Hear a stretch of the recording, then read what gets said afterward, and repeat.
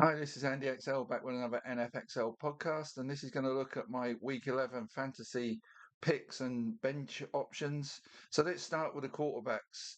Um, and I'll just run through my top five, which don't contain any of the ones you might necessarily expect. But my five I would suggest to start in fantasy this week at quarterback are Joe Flacco of Cincinnati, Aaron Rodgers of Pittsburgh, Tua Tagovailoa of Miami, JJ McCarthy of Minnesota, and Justin Herbert of the Chargers.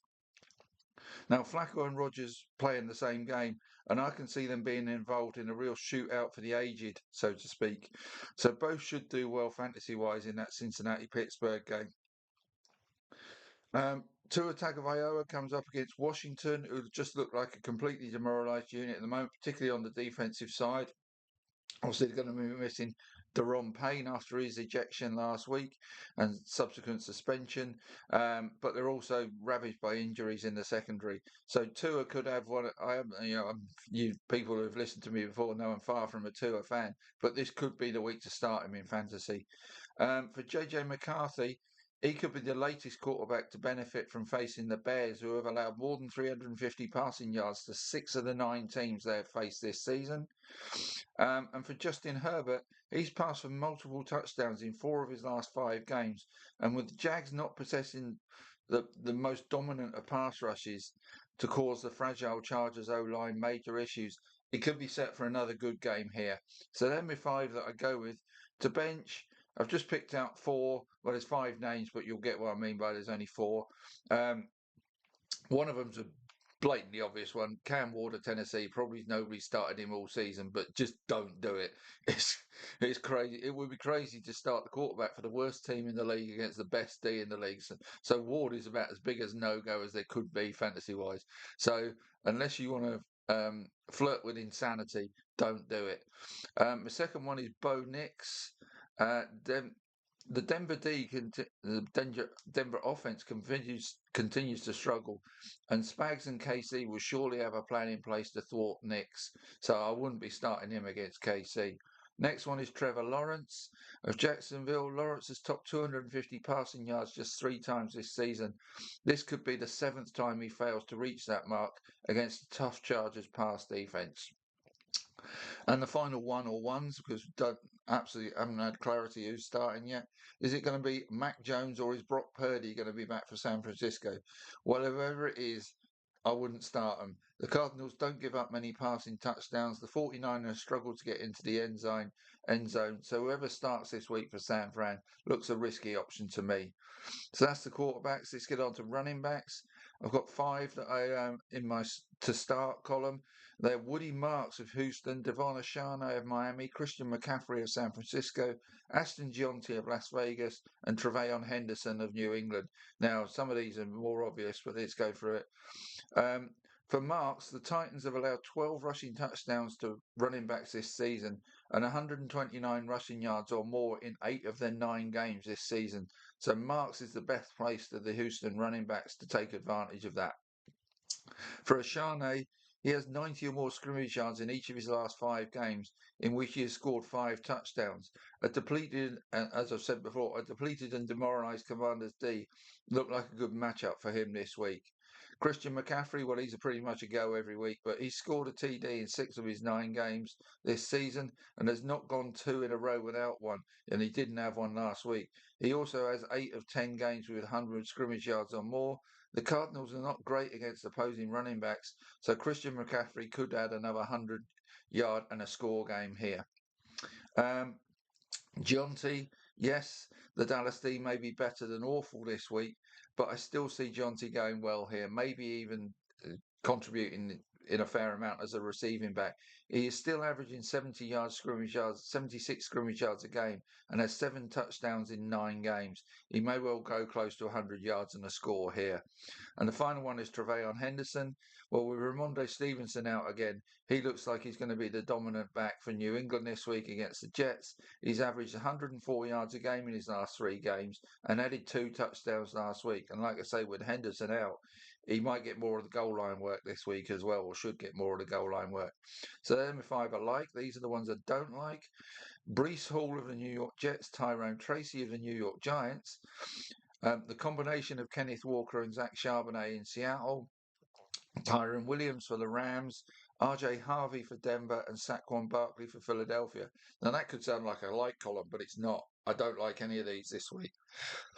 Breece Hall will come up against the Pats, who have allowed the lowest yardage to rushing running backs and just 2 touchdowns on the ground all season.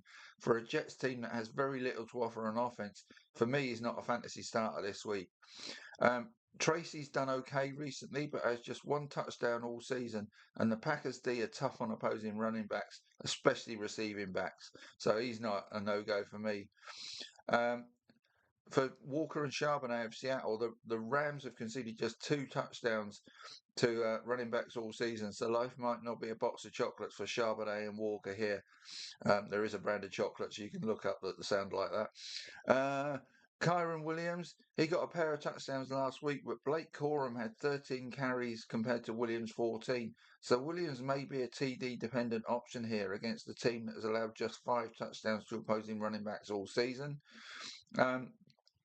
RJ Harvey, well, I put him in instead of J.K. Dobbins because we're still waiting the news on whether Dobbins is going to go on IR, but it's almost certain he'll miss this week. So Harvey may be a popular pick in fantasy because Dobbins is out, but KC are not generous to opposing running backs, particularly receiving backs like Harvey, allowing just 1 touchdown to them all season. So I'll be wary of Harvey, as I would be with Saquon Barkley. He may have had 200-yard scrimmage games in a row, but has scored a touchdown in just 1 of his last 4 games. And with the Eagles' offense continuing to splutter, coming up against the Lions that have allowed the 4th fewest yards to rushing running backs and just 5 touchdowns to them on the ground, mark this as a potentially tough week for Barkley. That's my running backs done. Wide receivers. Right, a few here that I'll put up to start. Jalen Waddle of Miami, Jamar Chase of Cincinnati, Jordan Jefferson and Jordan Addison of Minnesota, both of them. Devonta Smith of Philadelphia, Christian Watson at Green Bay, and Trey Tucker and Tyler Lockett from Las Vegas. For Chase, Pittsburgh have allowed the 2nd most yardage to opposing wide receivers this season, but not a ton of touchdowns. So Chase looks the better option than T. Higgins this week for that reason. He had 161 yards and a score against the same Steelers in week 7. Waddle, like I said earlier, he's coming up against that Washington depleted defense and particularly secondary. Is the only serious threat the Dolphins offer whilst Tyrese Hill is out and possibly going to retire. So a matchup against the Commanders, who have allowed more passing yards and joint most touchdowns to opposing wide receivers, make him the top starting option this week. Jefferson and Addison, that well-known firm of solicitors that's operating in Minnesota, they look set for big games against the Bears defense that concedes a lot of deep ball receptions to wide receivers. They may both go for over 100 yards and a score apiece. The Lions are another team that gives up plenty of deep passes, and I am taking Devonta Smith rather than the disgruntled A.J. Brown to be the beneficiary this week. For Christian Watson of Green Bay, the Giants have a depleted secondary that is likely to give up plenty of yardage through the air to the Packers. Now, the Packers have a range of options at wide receivers, so it's a bit of take your pick as to who will be the one to thrive. But I'm going to take Watson, who's become more and more of a deep threat wide receiver, so I can see him getting some big plays against this Giants secondary. And finally, Tucker and Lockett for Las Vegas. Well, they come up against the Cowboys, who have given up more touchdowns to wide receivers than any other team. And Tucker's now the only Raiders wide receiver with a touchdown this season. So he could be the one to thrive most. But recent addition Tyler Lockett could be another worth a punt if you're in dire need at wide receiver this week.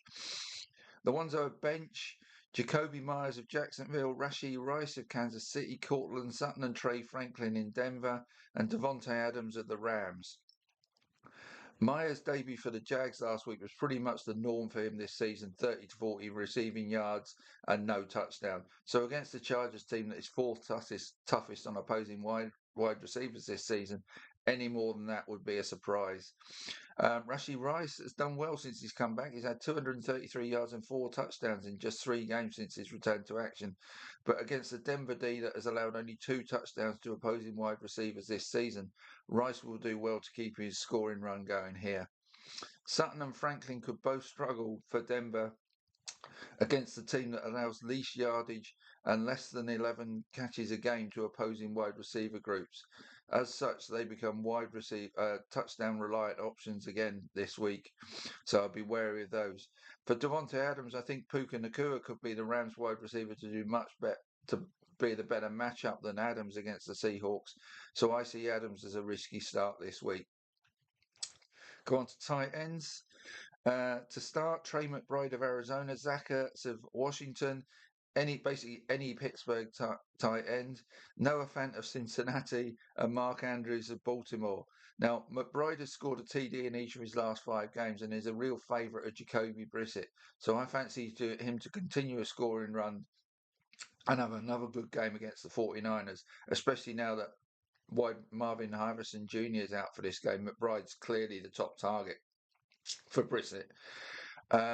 Miami is allowing over 70 yards a game to opposing tight ends. Ertz is pretty much the only tight end the Commanders have. So he could achieve those numbers in a game the Commanders may well have to pass plenty in and more than likely add a touchdown to them as well. Cincinnati have allowed 12 touchdowns to opposing tight ends this season. Now with the Steelers having Freiermuth, Jonnu Smith and Darnell Washington, it is a bit of a guess who gets the scores this week. But Freiermuth had 100 yards and 2 touchdowns against the Bengals in week 7. Smith and Washington had 3 catches apiece and a touchdown. So any of these might be a good depth option at tight end this week. And like I said, I think this is going to be a pass-a-thon. So Cincinnati's Noah Fant might go well too. And I've forgotten why I put Mark Andrews in there. So just let me have a look who Baltimore have got. And then I'll explain myself. What am I doing? Baltimore Ravens. Who have you got this week? Oh, yeah, they've got the Browns. Well, you would expect the Ravens to score against the Browns, and the Browns have not been great against tight ends. So Mark Andrews over Isaiah Likely, he's the more likely one to score touchdowns. Simple as. Right, the two I would be wary of this week. Maybe bench is a bit strong. Dalton Schultz of Houston. The Titans have actually only conceded 3 touchdowns to opposing tight ends this season, so they might be bad at pretty much everything. But that's one area they're not bad at. Schultz got his first touchdown of the season last week and only had 2 in the entirety of last season. So don't be drawn in by the Titans matchup here. Jake Ferguson of Dallas. Well, he's been superb for the Cowboys this season, but the Raiders have allowed barely 40 yards a game and just 2 touchdowns all season to opposing tight ends. So this may be a week not to rely on Ferguson. So that's all those done. Let's have a quick look at kickers. 3 I'll give you to start. I won't tell you any that not to start is the 3 I'd pick. Kymie Fairbairn of Houston, Eddie Pinheiro of San Francisco, and Chase McLaughlin of Tampa Bay. All 3 of these may score against their opposition. They score well against their opposition this week, but may struggle in terms. All three of their teams may score well against the opposition this week, but may struggle in terms of red zone efficiency, making these kickers more likely to kick field goals and extra points, which is what you want from your fantasy kicker. So I fluffed that up a bit, but you've got what I mean. Defensives and special teams. 4 I'd picked to go with this week: Houston Texans, Kansas City Chiefs, LA Rams, and Green Bay Packers. The Texans, well, it's the best defense in the league against the worst team in the league. It's about as perfect a fantasy matchup as Texans defensive owners could ask for, and I'm one of them. The Broncos have scored just 28 points and less than 500 yards of offense across their last 2 games. So a Chiefs team that has capped teams to single figures in 3 of their 9 games this season makes them a good fantasy option this week. The Rams face a Seahawks team that has piled up the points in their last 2 games, so people might be wary of starting the Rams D this week. But the Rams have racked up 27 sacks, 8 fumbles, and 6 picks this season, and does not concede rushing touchdowns, meaning Sam Darnold may have to do more than normal in this game, which could be right up the Rams defense street in terms of getting to him for sacks, fumbles, picks, etc. The Packers, they get to play the human roulette wheel of a quarterback that is Jameis Winston, as he's been brought in by the Giants instead of Russell Wilson to replace Jackson Dart this week. And there's a fair chance that roulette wheel lands on an interception a couple of times at least. So the Packers should have fun in that pass rush. Micah Parsons and Rashawn Gary and co. should be looking forward to that one. So that's my fantasy look for this week. I'll come back with part one of my week 11 preview, looking at the Thursday night game and how I did last week. So wait for that one. See you soon.